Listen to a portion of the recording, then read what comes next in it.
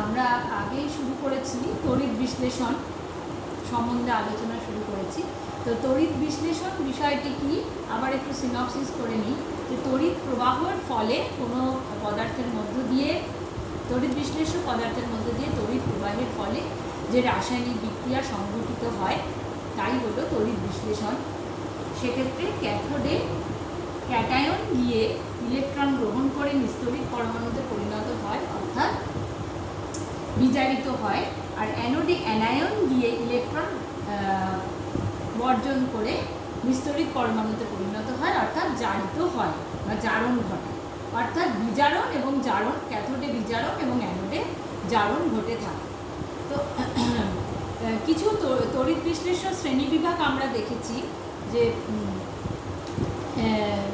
Ammonium hydroxide এবং NaOH এর মধ্যে কোনটি মৃদু তড়িৎ বিশ্লেষ্য এবং কোনটি তীব্র তড়িৎ বিশ্লেষ্য। অ্যামোনিয়াম হাইড্রক্সাইড মৃদু তড়িৎ বিশ্লেষ্য, সোডিয়াম হাইড্রক্সাইড তীব্র তড়িৎ বিশ্লেষ্য। কেন এরকম বলা হয়? তার কারণ হলো যে সমস্ত তড়িৎ বিশ্লেষ্য পদার্থ আয়নিত হয়ে বেশি সংখ্যক আয়ন উৎপন্ন করে তাদেরকে আমরা তীব্র তড়িৎ বিশ্লেষ্য বলবো। যেমন ধরা যাক NH4OH যখন বিয়োজিত হচ্ছে তখন NH4+ এবং OH- উৎপন্ন করছে।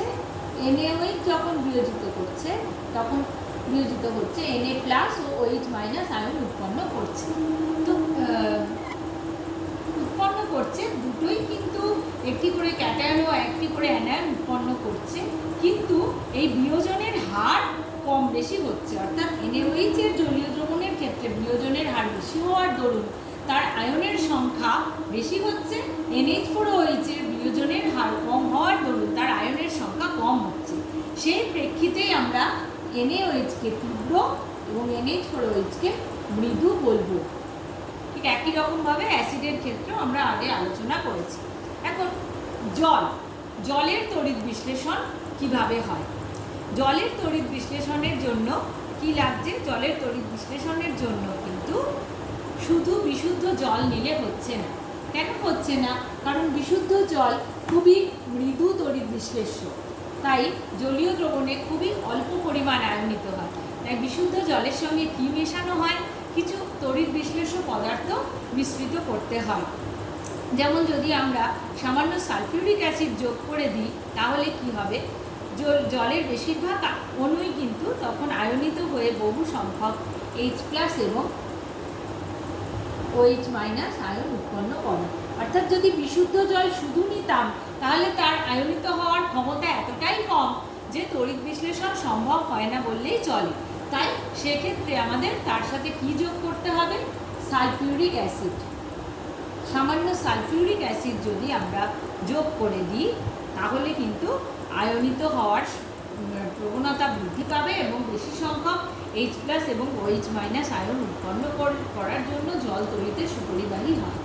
এক্ষেত্রে H+ আয়ন কোথায় যাবে? প্লাটিনাম তড়িৎদ্বার ব্যবহার করলে H+ আয়ন যাবে ক্যাথোডে গিয়ে H+ আয়ন কী করবে? ইলেকট্রন গ্রহণ করে H পরমাণুতে পরিণত হবে। অর্থাৎ আমরা যদি এর ক্যাথোড এবং অ্যানোড বিক্রিয়া আলাদা করে লিখি তাহলে কি দেখব? ক্যাথোড বিক্রিয়ায় কি হবে? জলের তড়িৎ বিশ্লেষণে উৎপন্ন H+ আয়ন ইলেকট্রন গ্রহণ করে বিস্তরিত H পরমাণুতে পরিণত হবে।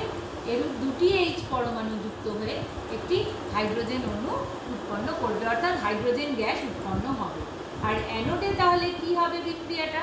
অ্যানোডের ক্ষেত্রে কি হবে? অ্যানোডে OH- আয়ন যাবে এবং গিয়ে ও ইলেকট্রন বর্জন করে OH মূলকে পরিণত হবে এবং এরূপ 4টি OH মূলক থেকে আমরা অক্সিজেন এবং জল পাব। অর্থাৎ এইভাবে ক্যাথোডে এবং অ্যানোডে আমরা দেখতে পাবো যথাক্রমে হাইড্রোজেন গ্যাস এবং অক্সিজেন গ্যাস উৎপন্ন হচ্ছে। জলের তড়িৎ বিশ্লেষণে একই উষ্ণতা ও চাপে ক্যাথোডে উৎপন্ন হাইড্রোজেন গ্যাসের যে আয়তন তা অ্যানোডে উৎপন্ন অক্সিজেন গ্যাসের আয়তনের কিন্তু দ্বিগুণ হয়। এটা পরীক্ষাগারে যদি আমরা পরীক্ষাটা করি তাহলে আমরা স্পষ্টভাবে কিন্তু অবজার্ভ করতেও পারবো। এখন এ তো গেল জলের তড়িৎ বিশ্লেষণ। কিন্তু যখন আমরা দেখব যে একাধিক আয়ন, একাধিক ক্যাটায়ন এবং একাধিক অ্যানায়ন আসছে তড়িৎ বিয়োজনের ফলে, তখন সেক্ষেত্রে আমাদের কোন নিয়ম পালিত হবে সেটা সম্বন্ধে জানতে হবে। যেমন ধরো এখানে আমি লিখেছি কপার সালফেটের জলীয় দ্রবণের তড়িৎ বিশ্লেষণ। এখন কপার সালফেটের জলীয় দ্রবণ অর্থাৎ CuSO4 তার তড়িৎ বিশ্লেষণের তড়িৎ বিয়োজনের ফলে কপার সালফেট থেকে Cu2+ এবং SO4 2- আয়ন উৎপন্ন হয়, অর্থাৎ ক্যাটায়ন রূপে Cu2+, অ্যানায়ন রূপে SO4 2- আয়ন উৎপন্ন হয়। সঙ্গে যে জলীয় দ্রবণ অর্থাৎ জল আছে, সেই জলের অণু বিয়োজিত হয়ে H+ এবং OH- আয়ন উৎপন্ন হয়। অর্থাৎ দ্রবণে আমরা কি কি ক্যাটায়ন পেলাম? Cu2+ পেলাম এবং H+ পেলাম। অ্যানায়ন কি পেলাম? SO4 2- পেলাম এবং OH- পেলাম। এখন জানতে হবে যে কোন আয়ন তার ক্যাথোডের দিকে যাবে এবং কোন আয়নটি অ্যানোডের দিকে যাবে। যেহেতু একাধিক ক্যাটায়ন এবং একাধিক অ্যানায়ন আছে, সেক্ষেত্রে কিন্তু সহজেই আমরা বলতে পারবো না। তাহলে তার জন্য আমাদের কি জানতে হবে? এদের নির্দিষ্ট একটি প্রবণতা আছে তড়িৎ রাসায়নিক শ্রেণীর মতো।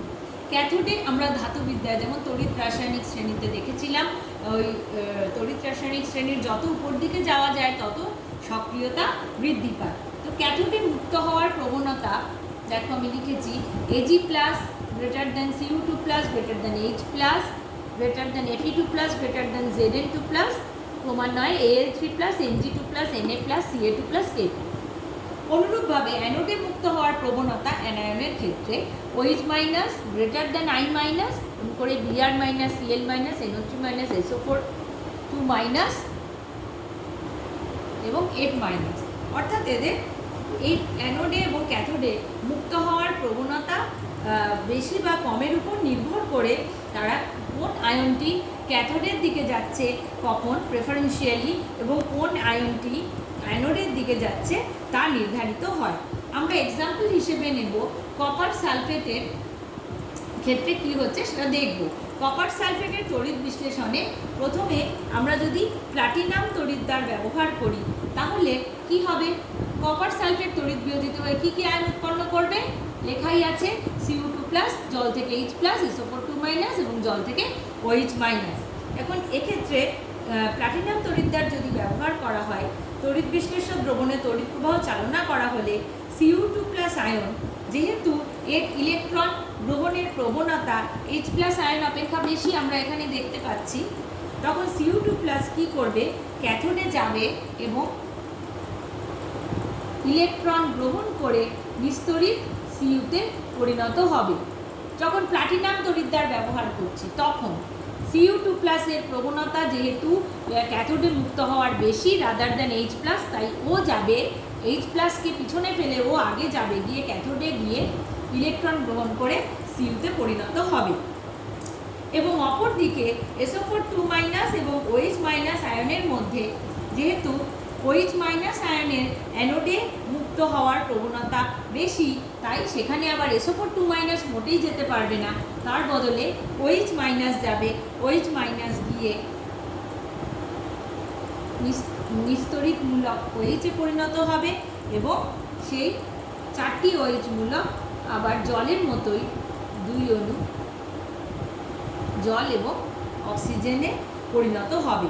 অর্থাৎ প্লাটিনাম তড়িৎদ্বার ব্যবহার করে যদি আমরা কপার সালফেটের জলীয় দ্রবণের তড়িৎ বিশ্লেষণ করি তাহলে কি দেখব? ক্যাথোডে কপার পাচ্ছি, অ্যানোডে অক্সিজেন পাচ্ছি। হলো। এবার সমস্যা তাহলে কি? আলাদা তড়িৎদ্বার ব্যবহার করে আমরা দেখব যে সেক্ষেত্রে আবার কি হয়। যদি আমরা কপার সালফেটের জলীয় দ্রবণের তড়িৎ বিশ্লেষণী প্লাটিনামের বদলে কপার তড়িৎদ্বার নিয়ে ব্যবহার করি তাহলে সেক্ষেত্রে কি হবে? দ্রবণের তড়িৎ প্রবাহ চালনা করা হলো, Cu2+ এবং H+ আয়ন উভয়ই ক্যাথোড দ্বারা আকৃষ্ট হলো, কিন্তু আবার একই রকম H+ আয়ন অপেক্ষা Cu2+ আয়নের যেহেতু প্রবণতা বেশি, তাই সেক্ষেত্রে Cu2+ আয়নই কিন্তু ক্যাথোডে যাবে, ইলেকট্রন গ্রহণ করবে এবং কপারে পরিণত হবে। এবার ক্যাথোডে যেহেতু সেক্ষেত্রে কপারই তড়িৎদ্বার, তাই ক্যাথোডে কপারের ভর ক্রমশ বৃদ্ধি পেতে থাকবে, ক্যাথোডের ভর ক্রমশ বৃদ্ধি পেতে থাকবে। এবং অ্যানোডের ক্ষেত্রে OH মাইনাস ও SO4 2 এর মধ্যে উভয়ই অ্যানোড দ্বারা আকৃষ্ট হলেও কোনোটিই সেক্ষেত্রে আধান বর্জনের সুযোগ পাচ্ছে না। তার কারণ হচ্ছে এক্ষেত্রে অ্যানোড হিসেবে কি আছে, অ্যানোড হিসেবেও কপারই রয়েছে। এবার এই কপার কি করবে, এই ধাতব কপার যেহেতু ইলেকট্রন বর্জন করে তার প্রবণতা হবে ইলেকট্রন বর্জন করে Cu2+ হিসেবে দ্রবণে চলে আসার, তাই সে কোনো অ্যানায়নকেই জায়গা দেবে না, তার বদলে কপার পরমাণুর ইলেকট্রন বর্জনের প্রবণতা যেহেতু বেশি, তাই ও কপার অ্যানোড ক্রমশ ক্ষয় পেতে থাকবে এবং ওর ভর হ্রাস পেতে থাকবে। তাহলে অ্যানোডের বিক্রিয়াটি কি হবে, অ্যানোডের বিক্রিয়াটি হবে Cu থেকে Cu2+ উৎপন্ন হবে এবং ইলেকট্রন বর্জিত হবে।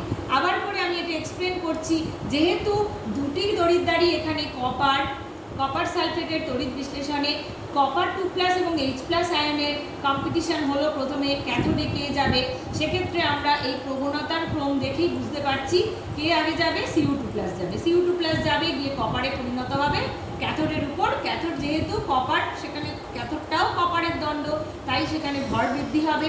কিন্তু অ্যানোডের ক্ষেত্রে কি হবে, SO4 2- এবং OH- এর থেকেও এদের অ্যানোডে মুক্ত হওয়ার প্রবণতাকে ছাপিয়েই কপার কি করবে, ওই যেহেতু ধাতুর প্রবণতা হবে ইলেকট্রন বর্জন করে আয়ন হিসেবে দ্রবণে আসার, তাই সেক্ষেত্রে অ্যানোডের কপার দণ্ডটি ক্ষয়প্রাপ্ত হবে। কেন হবে না, ও ইলেকট্রন বর্জন করে Cu2+ আয়ন হিসেবে দ্রবণে চলে আসবে।